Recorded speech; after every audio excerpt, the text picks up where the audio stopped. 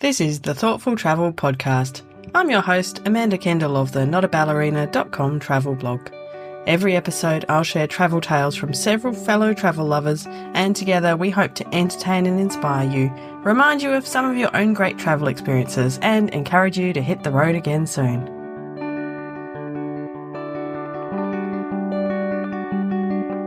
Hello and welcome to episode 332 of the Thoughtful Travel Podcast. This one's about playing and watching sports on your travels. Firstly, I'd like to pay my respects to the Whadjuk people of the Noongar Nation, where I'm recording this podcast today. So this one is a bit of a fun one. We are going to combine two enjoyable pastimes, travel and sports, both playing and watching. So quite a few years back, I published an episode about travelling to play sport. It was episode 238, if you're keen to go back and listen. And in that episode, I chatted with people who had travelled to take part in various competitions. They were darts, adventure races and water polo, so quite the range. And I'd also chatted about travelling to kendo tournaments with my old boyfriend who was a kendo player. Do we say kendo player? Kendo doer? Anyway, since then I have had a few more chances myself to travel to watch sport, most notably or most memorably for me when my son, 2 years ago in fact, just 2 years ago right now as I record this in fact, he was in the state team for indoor soccer or futsal, and was selected for the state team to attend a tournament in Melbourne, Australia. So that was just such a cool experience for both of us. It was kind of nice that we went to a city we'd both been to before and love. So it was kind of a bit familiar, and also we didn't feel we had to kind of cram in a lot of, time doing other things because we'd already explored the city to some extent. And we just mostly got to enjoy the total novelty of being part of a national tournament. Great fun for him with kids his age and older from all across Australia. So that was... I have never been, let me tell you, I have never been picked to be part of a state sports team or anything close. But my first guest today is Julie Kaplan, and her story is also about entering a tournament, in fact, in another country. So Julie started off as a serious fencing competitor, but in fact decided to try her hand at a completely different sport. I love any excuse to talk about my ping pong career, which began, I believe, 1 or 2 summers ago. And I'm a U.S. Polish dual citizen, and I was able to register for an international table tennis cup in Dusseldorf, Germany. I just like to mention I am not a professional ping pong player. I'm a fencer by trade. But I'm able to register for this tournament. So I've never played before. And at this time, I'm living in Connecticut, about to embark on a trip overseas. And we're about 3 or 4 months out from the tournament. So my first stop before I go abroad is in New York City. I decide that if I'm going to compete, I need as much practice as I can and to train. So I go to New York and I go on to I believe it's the table tennis U.S. ranking list. And I reach out to every single player on the list who says that they live in New York City, waiting for one to reply. And sure enough, his name is Wally Green. At one point, he was the U.S. table tennis ambassador to North Korea, and he runs a table tennis studio in New York. And I challenge him to play against me. And he assumed, I say, I'm training for this big tournament. I'd love to play. And I think he assumes that I have table tennis ability, table tennis prowess. So he agrees to play. I go to his studio, and it takes about our first game, I think he assumed I was having a really bad day, and he said, "Don't worry, it's okay. We can play again. You seem a little rusty, Julie." Little did he know that I was completely made of rust, and that this is the beginning. And I tell him that I'm training for this tournament, and I ask him after he realizes my lack of abilities. I ask him how much ability I have, how well he thinks I'll do. And he just starts laughing at me. So that was the first time that I practiced. And in the subsequent months, I traveled to Uzbekistan, Kyrgyzstan, and Moldova to keep playing and keep practicing. And in each of these countries, I find the table tennis academy or the national team, or I just reach out to anybody who I Google and seems loosely table tennis related. And of those countries, I think that the highlight is at one point I end up at a little table tennis school 40 minutes outside of Uzbekistan's capital of Tashkent. And there's 100 young table tennis players aged 14, probably 9 to 16. And I come in and I'm this enthusiastic Polish American woman excited to practice. Again, everybody assumes that I had table tennis skills, only to realize that my career was fledgling. So anyway, so this is the prerequisite. So in the months leading up to this tournament in Germany, I'm preparing in every country I go to. And Amanda, I think I have this just American underdog optimism of, even though I came from no abilities, I was going to go to Germany and I was going to take victory. And after my trip to Kyrgyzstan is when I fly to Dusseldorf and I go to the tournament. And the day before, there are all of the table tennis players who are practicing and rallying with one another. Oh my goodness, I've just never seen so many talented players. But strategically, I opt not to practice with all these people until they have, because I don't want them to I just don't want them to be intimidated by all of the skills that I had picked up in the prior few months. So anyway, the tournament begins and then I lose. But the first match, I get 0 points. And then in the subsequent matches, I think I had 3 or 4. I lose all of them.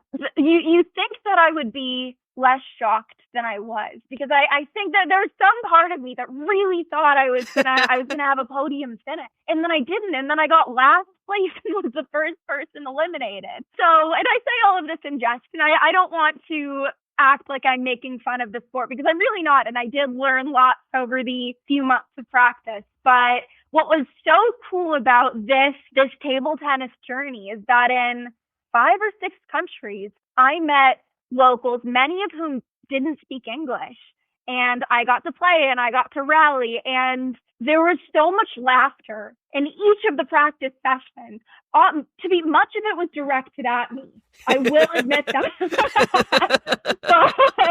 but it was, so again, I come from a fencing background where I was competed so seriously. And this was one of the first times in my life that I really just had fun with the sport. And I rallied, and table tennis is awesome because you can pick up a paddle and rally. And I had a blast every step along the way. So that's my international table tennis career. That's the story. Have you retired from table tennis now? To say that I've retired, it's a good question. I think I could reemerge on the landscape if the right opportunity came, or if I happened to be eligible for any other international tournament.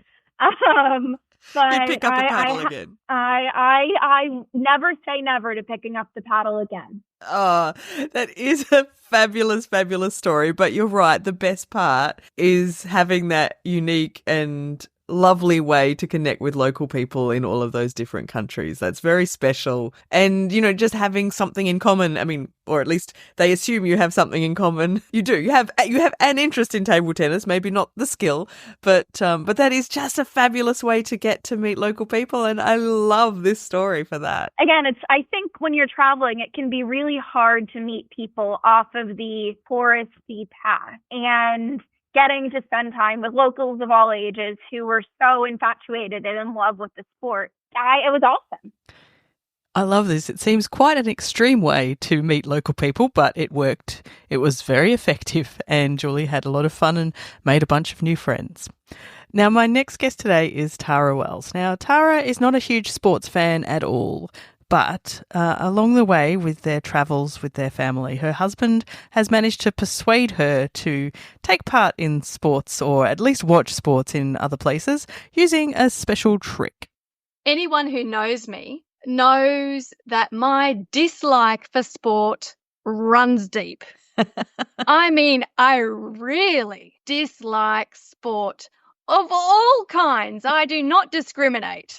I dislike it all. However, I believe sport is a cultural experience, and therefore the only way my husband, who deeply loves sport, can ever get me to participate is if it's under the guise of this is a travel experience. And I'm like, yeah, okay, I get that. I'm there. I don't know what it is. It's like a trick that I play in my own mind. So I have watched a local rugby union game in Fiji. Because, cool. Which I don't imagine many people go to Fiji and think, unless they're specifically going as a sports fan, which I really wasn't, but there happened to be a local rugby union game and I sat in the bleachers and watched it because that's a legitimate cultural experience. And I bet it was awesome fun. It was awesome fun. I have watched baseball in Los Angeles where the highlight was eating a chili dog. Tell me, what is a chili dog? Is it just like a hot dog with a chili sauce? Or with chili sauce. Okay, it's a hot dog with chili sauce. Just wondered. I never thought, what is it exactly? Yeah, thanks. We had got off the plane that day. So from Australia, it's a long plane trip where, and I don't sleep really well on a plane, so I'm deeply, deeply tired to my bones tired. But we went to a baseball game that afternoon because we thought, it's outside in the fresh keep air. us That's awake. good for jet Avoid lag. jet lag, Keep us awake. I can eat a chili dog. And I can see the cultural differences where literally in a crowd of 80,000 at the stadium, we were the only two people who walked there because everyone else drove in their pickup trucks. I believe that. So you see, cultural experience. Yeah. I fell asleep though. I fell asleep, not because the baseball game was, but jet lag. And it was a bit, but jet lag. And then every time someone got a home run, they let off fireworks. I'd be asleep. And then there'd be fireworks because there was a home run. That is one way to be woken up out of jet lag, isn't it? Oh, God. And the rest of the crowd must have thought, why is that woman there? Like, who sleeps through a baseball game? I've also stumbled upon team figure ice skating in Switzerland. Again, a sport that doesn't really have much traction here in Australia. I mean, there's figure ice skating, but not teams. No. And that was the rehearsal for the day before the competition. It was fascinating. You know what? I'm going to say I've been to cricket in Australia once and one day only. It was so foreign to me, I may as well have been travelling. Yeah, if you're not a sports fan, cricket is a weird thing to go and watch, I know. And, they do all the songs and my husband's trying to say to me, see, this is why it's so great. And I'm like, oh, they're just singing songs because it's so boring. They've got nothing else to do. But there was a way that I could have a travel. To me, it was like a travel experience in my own town because it was so radically different to what I would normally expose myself to. Yeah, exactly. Now, if you were a sports fan, sometimes sports can be the reason for your travel. But for me, because it never is the reason, it's just like this bonus layer of culture that I wouldn't get otherwise. It's so funny. My son, who has grown up in Australia but is, of course, half German, would agree with Tara about the cricket. I'm actually about to pick him up from a mate's house where he went yesterday to go to a football game together, but also first to watch some cricket. So I'm curious to find out if he actually decided it was interesting to watch. I enjoy watching it. I actually remember going once, speaking of watching sports, I'd forgotten about this, but I went when I lived in Germany, drove to Amsterdam or near Amsterdam to watch a cricket game between the Dutch team and the Australian team. And yes, not many countries play cricket, but the Dutch are a little bit interested, it seems. And I always remember there was two older men sitting behind us. One was obviously the knowledgeable cricketer, or at least cricket watcher, and the other, his friend, was obviously quite new to the game. And so the knowledgeable guy was explaining it all in Dutch, but of course Dutch doesn't have all the required cricket vocabulary, so this conversation was punctuated with all of the English words about cricket, like over or LBW or bowl or bat, etc. So I could understand, quite well what he was saying, despite not being able to understand his Dutch. So it was quite fun. It was good to watch too.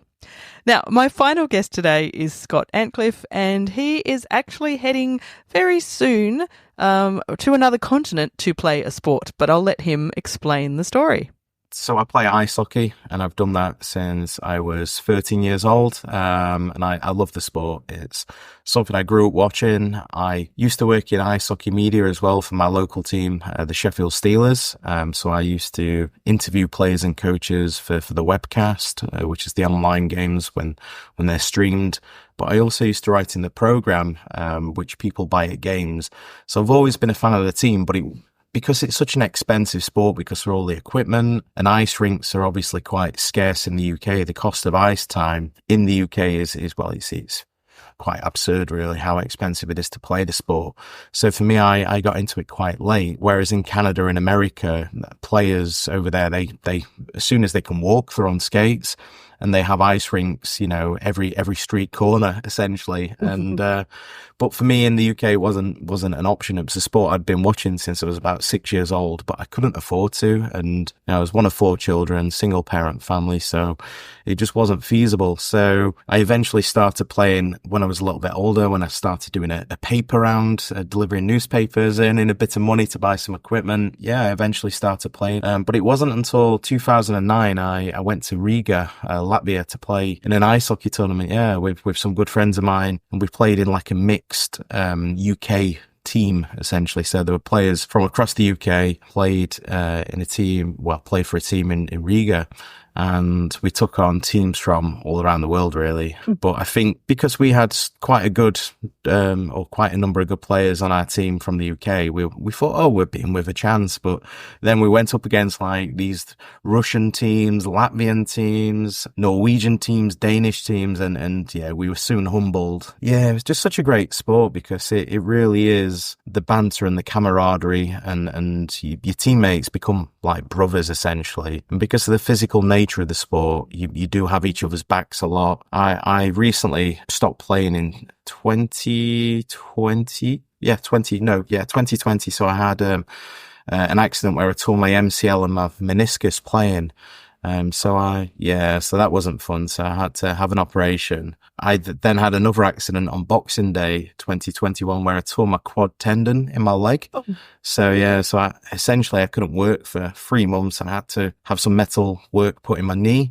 So from there, I've not played. But this year, I'm flying over to Minocqua in northern Wisconsin in America. And my team, who I used to play for and captain, have been invited to play in what we call a pond hockey tournament. So skating on frozen lakes. So I'm so excited for that because it is essentially how every young player in North America first starts playing is skating on frozen lakes with their friends, the family. And so I'm going to use it as my retirement game, essentially. So, I thought I want to go out on a high, and I don't want to go out being injured and that be my memory of a sport that I love so much. And having that taken away from me, I don't want it to be my last memory of playing was, being injured and not being able to play for 4 years. And it's a great way to also play with Simon, who's my teammate, who got me into the sport. So it's a nice way for us. Years ago. Yeah, exactly. So it's a nice way for us to go out on a high, or for me to go out on a high, because Simon will no doubt carry on playing. Yeah, it's a great way for me to see a bit of the world, travel. But one thing I'm not looking forward to, it's going to be minus 20 whilst we're over there. Absolutely. So, but you do want it to be pretty cold, because I really want that lake to be really properly frozen. That always bothers me about frozen lakes and frozen rivers. Like, are they really sure? Is it really frozen? Exactly. So yeah, the temperature will definitely help with that. So I think I'll brave the temperature so that I don't fall through the ice. Yeah. I'd be happy with that. It's a good compromise. Absolutely. Oh, what a special experience that'll be, though. Great idea. I love it. Can't wait. It's like I say, it's just that common interest, sharing it with your friends, but also getting to experience it in a different country. That is something so special, and particularly a country where ice hockey is such a big sport and it's so, heavily covered in the media. It's a big thing in North America. So for us to be over there with like-minded people playing in a country who love the sport, I can't wait. Oh, absolutely. Like the people there that you'll meet and other players at the tournament stuff, the connections, the friendships. That's just what a wonderful trip. I do look forward to hearing from Scott after his trip and finding out how it went. So I hope you have a fabulous time. It's pretty special, I think, to experience a sport in a country where it's especially popular. It reminds me of my son being able to go to the UK on a soccer trip with his team a couple of years ago, where, it's really one of the homes of soccer, or then I should say football. Or recently he was able to visit the stadium of his favourite team, Bayern Munich in Germany. There's nothing quite like it. So lots and lots of fun, and a great way to have a combination of a special interest with travel. I think that really deepens your travel experiences, gets you to know lots of other people and see your country in a different way. Lots of fun. Anyway, thanks so much for listening to episode 332 of the Thoughtful Travel podcast. Big thanks to all my guests, especially Julie and Tara, because we actually recorded those conversations quite a while back, and I've just been waiting for the third part to fall into place, and reconnected with Scott recently, who was a guest many years ago, and he had a sporting story for me. So thank you so much to Julie. You can find more about Julie on her YouTube channel, Julie from LA. If you just go to YouTube and look for Julie from LA, you'll find it there. Thanks so much to Tara as well. Tara is a freelance writer, and you can find out more about her work at tarawellsauthor.com. And Scott, who was actually a school teacher when we first met years ago, has transitioned into being a photographer and writer, and you can find out more about his work at scottantcliffephoto.co.uk.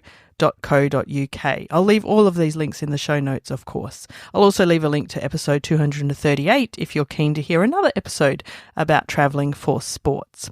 Don't forget also, come along and join us chatting about these things and many more in either the Facebook or LinkedIn groups for Thoughtful Travellers, and sign up for the Thoughtful Travellers newsletter at Substack, which is at thoughtfultravel.substack.com.